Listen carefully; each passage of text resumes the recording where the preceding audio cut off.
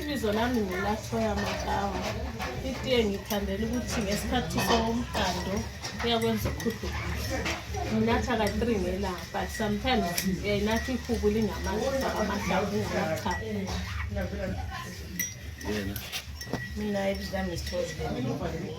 Itiye ngiyayinatha isikhathi ngiyayitshaya ikhanda, so ngingalakha itiye. Ngiyangise ngi-right namanje ngisengilawo ukuthi ngenze lo msebenzi ngibini ngela lutho. Athi hayi black tea nothi enhle so hayi namhlanje ngithabile.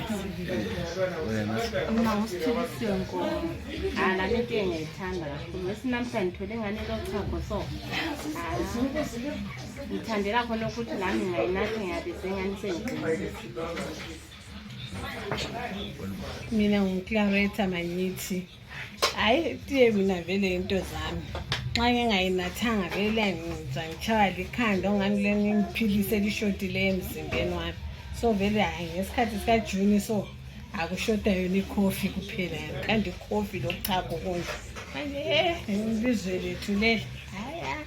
Isifosa ukuthi siyichaye inyama. Thathe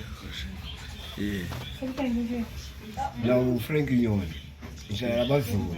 Sabazulu bangiphilisa bathi ngukhololo. Ungavela ukufike ebhedeni. Nje ngabe ukhololo. Sobangiza ukhololo. Lelikuya bathi ngukhololo.